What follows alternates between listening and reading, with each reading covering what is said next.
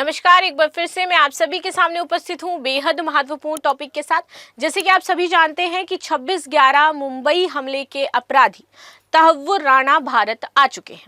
अब यहाँ पर ये कहा जा रहा है कि तहव्वुर राणा को भी अजमल कसाब की तरह फांसी की सजा दी जाएगी, लेकिन यहाँ पर थोड़ा सा ट्विस्ट है। ट्विस्ट ये हो जाता है कि भाई जो कसाब है वो इंडिया में पकड़ा गया था, ठीक है, और इंडियन लॉ के अकॉर्डिंग उसके ऊपर प्रोसीडिंग्स हुई और उसको फांसी की सजा दे दी गई। लेकिन यहाँ पर हमने प्रत्यर्पण करवाया है, हम अमेरिका से उनको लेकर के आए हैं। अमेरिका में उनके ऊपर ऑलरेडी केस चल रहा था और वहां पर जो उनको सजा दी गई थी, क्या हम उस सजा को पलट करके इन इंडिया प्रोसीडिंग चला करके और फिर इनको फांसी की सजा दे सकते हैं? तो ट्विस्ट यहाँ पर है। तो भारतीय लॉ क्या कहता है, भारतीय कानून क्या कहता है, और क्या जब हम किसी दूसरे देश से कोई अपराधी इन इंडिया लेकर के आते हैं तो क्या हम उसको अपने अकॉर्डिंग सजा का जो प्रावधान है कर सकते हैं, फांसी की सजा दे सकते हैं?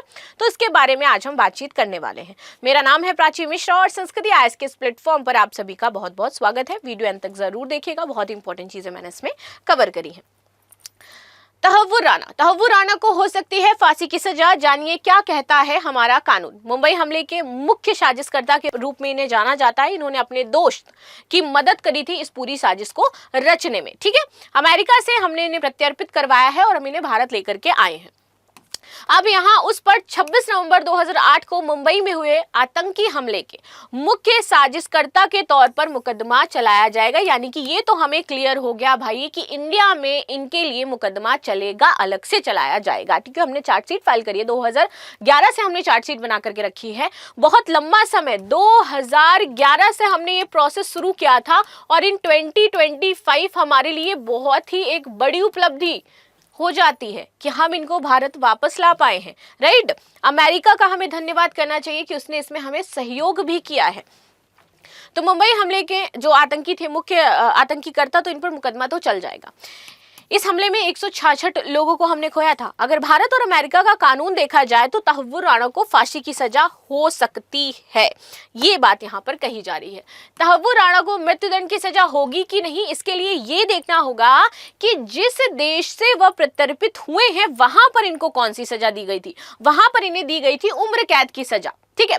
जिस देश से लाया जा रहा है वहां का कानून उस पर लगे आरोपित अपराध को किस दंड में प्रावित करता है, किस दंड में इसका प्रावधान होता है, वो इस पे डिसाइड किया जाएगा, राइट है। आगे बात कर लेते हैं। जानकार क्या कहते हैं, जो भी बड़े जानकार हैं जिन्हें पता है कि भाई इन केसेस को कैसे डील किया जाता है, तो उनके अकॉर्डिंग तहव्वुर राणा को उसके अपराध के लिए मृत्युदंड की सजा होने के मुद्दे पर सुप्रीम कोर्ट के वकील ज्ञानानंद सिंह का कहना है कि प्रत्यर्पण के मामले में अभियुक्त जिस देश से आ रहा है, अगर वहां उसको मृत्युदंड की सजा दी गई है, वहां मृत्युदंड की सजा है, मेंशन है, मृत्युदंड की सजा दी नहीं गई है, मेंशन है वहां पर कि इस जो इसने अपराध किया है उसके लिए मृत्युदंड की सजा हो सकती है, दी जा सकती है, उसका प्रावधान है, तो उसे यहां भारत में भी मृत्युदंड दिया जा सकता है। तब तो यहां पर एक आपको पॉइंट समझ में आएगा कि अगर उस देश में है सजा का प्रावधान मृत्युदंड का, तो ही अगर जिस देश में वो आया है वहां पर इसको मृत्युदंड मिलेगा। राणा के पास कनाडा की नागरिकता है। इसके होने की वजह से अभियुक्त किस देश का नागरिक है इससे कोई फर्क नहीं पड़ता अगर अपराध इसका भारत में हुआ है। तो अगर वो वहां का नागरिक भी है तो हमें उससे कोई लेना देना नहीं है भाई, तो उसे भारत के कानून के द्वारा ही डील किया जाएगा और उस पर भारत का कानून ही लागू होगा। वो चाहे किसी भी देश से हो, कहीं से भी हो, नथिंग मैटर, उस पर इंडियन कानून लागू होगा, उस पर इंडियन कानून के तहत सजा सुनाई जाएगी, इंडियन कानून के तहत प्रोसीडिंग होगी, सारा कुछ भारतीय कानून के तहत होगा। किसी देश का उससे कोई लेना देना नहीं है, राइट। आगे आते हैं। प्रत्यर्पण के मामले में जिस देश से वह अमेरिका से लाया जाता है वह देश शर्त लगा सकता है, लेकिन अगर उस देश में आरोपित पर लगे अपराध में मृत्युदंड की सजा है तो वह सामान्य तौर पर मृत्युदंड ना देने की शर्त नहीं लगाता। ऐसा नहीं होगा कि इसको नहीं मिलेगी। वैसे भी प्रत्यर्पण न्यायिक प्रक्रिया है और उसका आदेश कोर्ट से होता है और उसे दोनों देश के कानून और प्रत्यर्पण संदिग्ध में देखा जाता है। अगर भारतीय कानून को देखा जाए तो आतंकवादी गतिविधियों में शामिल अपराधी के लिए उम्र कैद से लेकर के मृत्युदंड की सजा है और मुंबई हमले के मामले में दोषी पाकिस्तानी नागरिक अजमल कसाब को फांसी हुई थी क्योंकि ये उसी केस से जुड़ा हुआ है, यानी कि फांसी की संभावना पूरी है। लेकिन तहव्वुर राणा का मामला कसाब से थोड़ा अलग है क्योंकि ये अमेरिका से लाया गया और यही मैंने आपको बताया, चूंकि ये अमेरिका से आया है इसलिए थोड़ा प्रॉब्लमेटिक हो जाता है। राणा को अमेरिका से प्रत्यर्पित करके भारत लाया जा रहा है और ऐसे में प्रत्यर्पण की जो शर्तें होंगी उसी के मुताबिक यहाँ पर मुकदमा चलेगा और सजा मिलेगी, ठीक है। आगे आते हैं, नियम क्या कहता है। नियम के मुताबिक प्रत्यार्पण पत्र में जिस मुकदमे और जिन आरोपों का जिक्र है उन्हीं मामलों में राणा पर मुकदमा चल सकता है। हम अलग से ना कोई उसके ऊपर धारा लगा सकते हैं, अलग से ना ही कोई एक्स्ट्रा केस बना सकते हैं। यानी कि जो केस रजिस्टर अमेरिका में हुआ है उसी केस के तहत यहाँ पर प्रोसीडिंग करवाई जाएंगी और उसी केस के तहत मुकदमा यहाँ पर चलेगा। वहां पर आतंकी है, यहाँ पर भी आतंकी है, सिंपल। ठीक है, आगे आते हैं। अमेरिका और भारत के बीच की अगर मैं बात करूं, ये जो प्रत्यर्पण की संधि है ये 1997 में हुई थी और इस संधि को देखा जाए तो उसका आर्टिकल 8 ही कहता है कि जिस अपराध में मुकदमा चलाने और सजा देने के लिए प्रत्यर्पण मांगा जा रहा है, जो भी अपराध है, अगर वह अपराध प्रत्यर्पण का अनुरोध करने वाले देश में मृत्युदंड से दंडित किया जाता है, लेकिन मृत्युदंड से दंडित किया जा सकता है। ठीक है, तो अगर जिस देश में चल रहा था जो मैंने अभी आपको बताया, लेकिन यदि प्रत्यर्पित करने वाले देश में उस अपराध में मृत्युदंड का प्रावधान नहीं है तो वह देश प्रत्यर्पण की मांग को ठुकरा भी सकता है। ये क्लॉज तहव्वुर राणा के मामले में लागू नहीं होगा क्योंकि उस पर आतंकवाद का आरोप है। तो अब ये तहव्वुर राणा पे क्यों नहीं लगेगा? क्योंकि ये आतंकवादी मामला है, इंटरनेशनल मामला हो जाता है। आतंकवाद के लिए सब जगह पर मनाही है, आतंकवाद का विरोध हर एक देश करते हैं, आतंकवाद के लिए हर एक देश में मृत्युदंड से संबंधित और उम्र कैद से संबंधित सजा होती ही होती है। इसलिए तहव्वुर राणा पर कुछ भी ये सब लगने वाला नहीं है। उस पर भारत पर हमला करने की साजिश का आरोप है और आतंकवाद के अपराध में अमेरिका में भी मृत्युदंड का प्रावधान है। तो सिंपल कि इंडिया में भी उसको मृत्युदंड की सजा हो सकती है, दैट शॉर्ट। तो अब हमें ज्यादा सोचना नहीं है। न्यायपालिका पर इससे क्या असर होगा? तो भारत की न्यायपालिका ने वैसे तो फांसी की सजा के लिए रेयरेस्ट ऑफ द रेयर का सिद्धांत तय किया है। अगर हम बात करें तो बहुत कम रेयर केसेस में हम फांसी देते हैं, ठीक है, लेकिन भारत की न्यायपालिका भी आतंकवादियों को फांसी देने की बात करती है। तो अब हम तहव्वुर राणा को क्या देंगे? फांसी देंगे। इसका उदाहरण मुंबई हमले का दोषी अजमल कसाब, संसद हमले का दोषी अफजल गुरु और मुंबई में सीरियल बम धमाकों का दोषी याकूब मेनन है, जिन्हें फांसी दी गई है।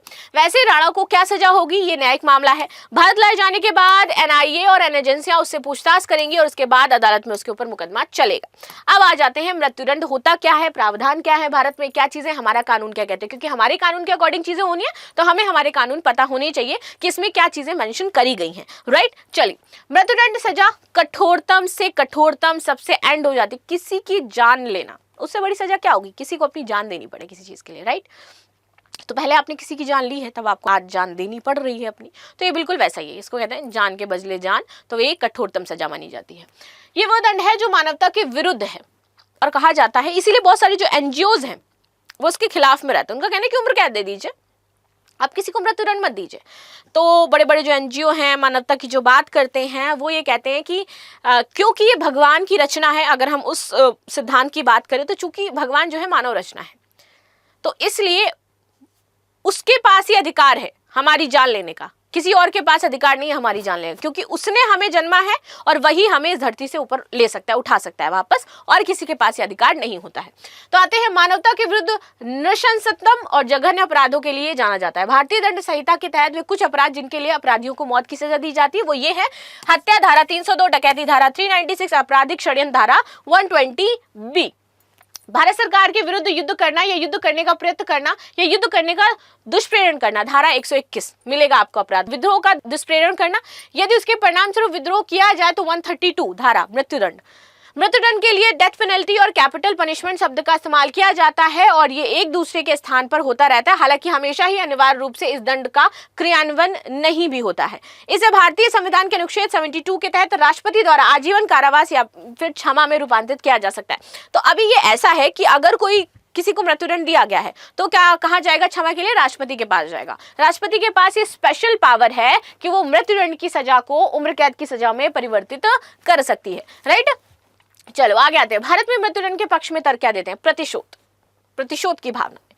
सो प्रतिशोध इस विचार को संदर्भित करता है कि ये कठोर दंड इसलिए आवश्यक है क्योंकि अपराधी इसका ही भागी है और पीड़ितों और उनके परिवारों या समाज के साथ न्याय तभी होगा जब इसके साथ भी यही होगा जिनके परिवार के लोगों को इसने छीना है, तो इसको भी अपनी जान गंवानी पड़ेगी। दिस इज कॉल्ड प्रतिशोध। तो वहां पर एक ही चीज बच जाती है, विच इज मृत्युदंड।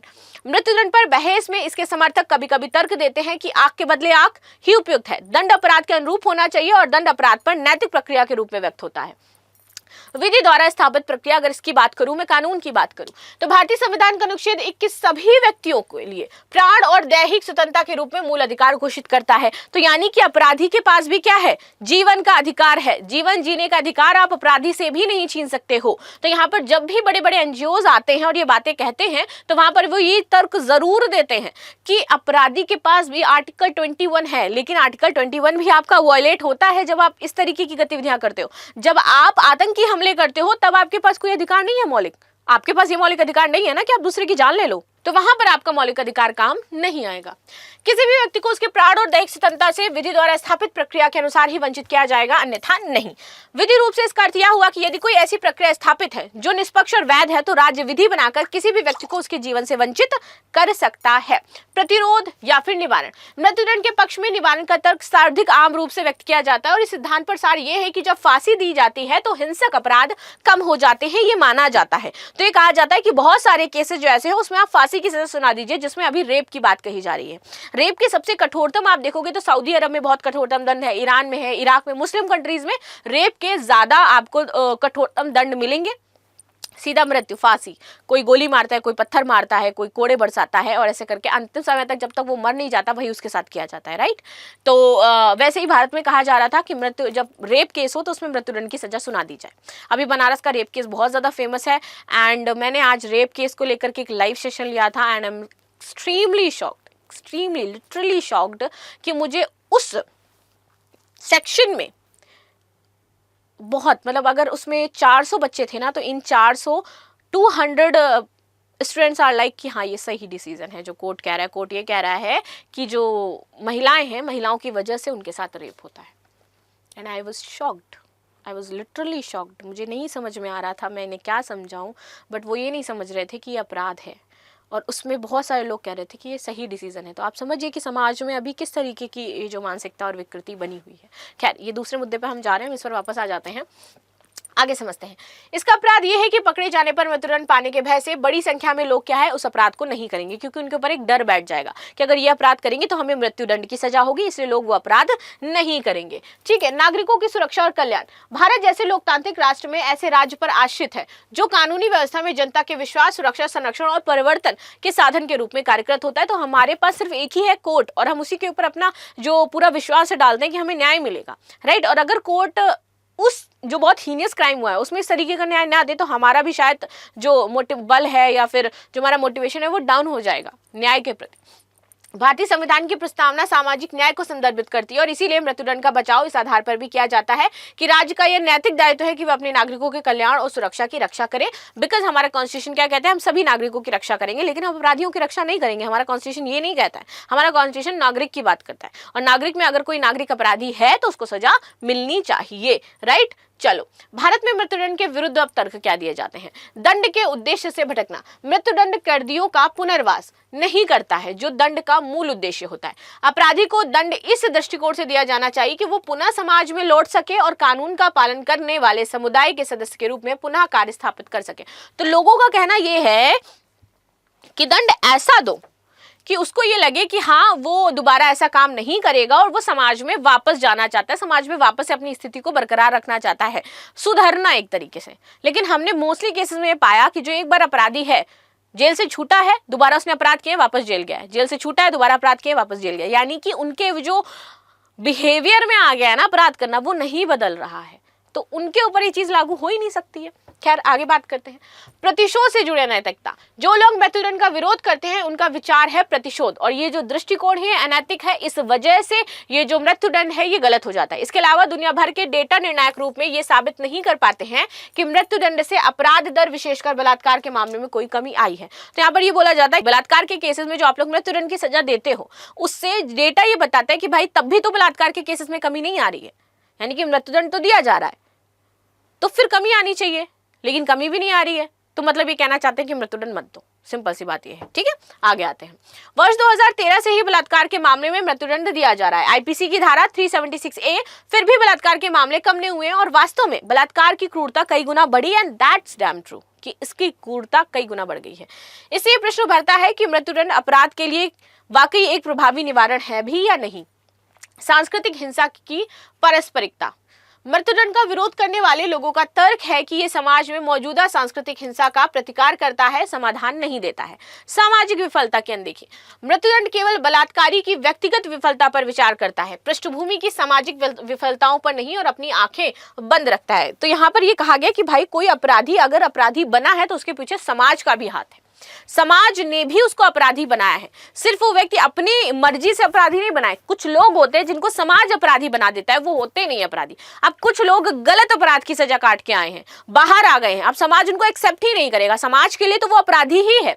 तो क्या है, वो उसकी वो मानसिकता वैसी बन जाती है कि भाई मुझे इतने सालों तक इस जेल में बिना किसी क्राइम के रखा है, तो अब मैं क्राइम करूंगा, अब मैं क्रिमिनल हूं। उसका जीना दुश्वार कर देता है समाज। और इस बात के लिए मैं जरूर अग्री करना चाहूंगी कि जब कुछ गलत केसेस में कोई इंसान फंसता है और वो जब सजा काट के बाहर आता है ना, तो ये समाज उसे जीने नहीं देता है। समाज उसे इतना मजबूर करता है कि या तो वो आत्महत्या करता है या तो फिर वही वो गलत रास्ता चूज करता है। चलिए, मृत्युदंड का विरोध करने वाले लोगों का मानना है कि बलात्कारी को फांसी देने की राजनीतिक इच्छा शक्ति से समाज में महिलाओं के लिए सुरक्षित बनाने की जिम्मेदारी व्यक्तियों पर डाल दी जाती है, क्योंकि समाज को उनकी जिम्मेदारियों से मुक्त कर दिया जाता है। इनका कहना है ये समाज की जिम्मेदारी है, ये व्यक्तिगत जिम्मेदारी राजनेता या फिर कोर्ट की नहीं हो जाती है, ये किसी एक इंसान की जिम्मेदारी नहीं है, ये सामाजिक जिम्मेदारी है कि समाज में इस तरीके की चीजें ना हो, और ये सबकी जिम्मेदारी है। ये किसी कानून, किसी कोर्ट, किसी महिला, किसी पुरुष की जिम्मेदारी नहीं है, समाज की जिम्मेदारी है। राष्ट्रीय आंकड़ों के अनुसार भारत में मृत्युदंड पाने वाले 74.1% कैदी व्यवसायिक एवं भू स्वामित्व के दृष्टिकोण से आर्थिक रूप से कमजोर वर्ग के हैं, और उनमें से अधिकांश समाज के निचले तबके से संबंधित हैं। निर्दोष को सजा का खतरा। मृत्युदंड के विरुद्ध एक तर्क ये भी है कि न्याय प्रणाली की गलतियां और खामियां निर्दोष लोगों की भी जान ले सकती हैं। सो ये थी न्यूज। बाकी आपका क्या कहना है इस मुद्दे पर मुझे जरूर बताइएगा, और आपके क्या व्यूज हैं मैं अवश्य सुनना चाहती हूँ। तो प्लीज कमेंट बॉक्स में अपने व्यूज जरूर दीजिएगा। मिलते हैं नेक्स्ट क्लास में, तब तक के लिए धन्यवाद। लाइक शेयर सब्सक्राइब करना बिल्कुल भी ना भूलें, and thank you so much.